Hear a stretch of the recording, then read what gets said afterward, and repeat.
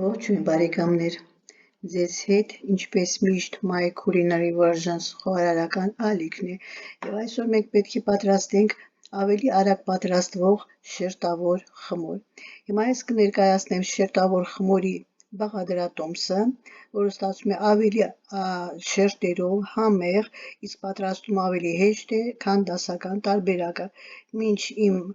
ներկայացնելը բաղադրիչները դուք բաժանորդագրվեք մեր ալիքին, հավանեք մեր էջը, իսկ ես սկսեմ։ Ուրեմն քանակը մոտ 700-ից 800 գրամ է ստացվելու։ Բաղադրիչները՝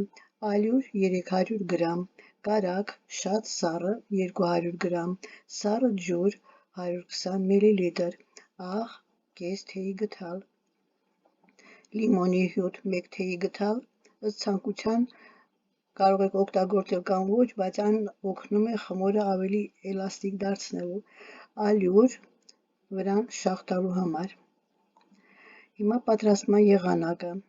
Ինչպես ենք հունցելու խմորը։ Ալյուրը եւ աղը խառնում ենք, կարագը կտրատում ենք փոքր խորանարդիկներով կամ քերում ենք մեծ քերիչով անմիջապես ալյուրի մեջ։ Լավ խառնում ենք, բայց ամբողջությամբ չենք հալեցնում։ Կարագի փոքր կտորները պետք է տեսանելի մնան, դրանք են ստեղծում շերտերը։ Ավելացնում ենք սառը ջուր քիչ-քիչ եւ հունցում ենք մինչեւ գնդիկ ստացվի։ Խմորը չպետք է շատ հունցել։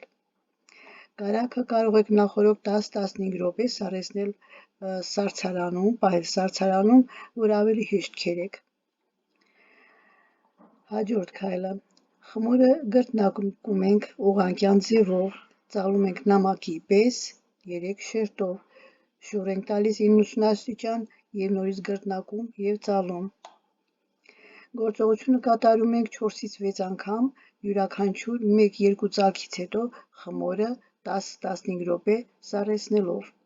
Գրտնակում ենք 3-ից 4 մմ հաստությամբ, թխում ենք 200-ից 220 աստիճան Ցելսիուսում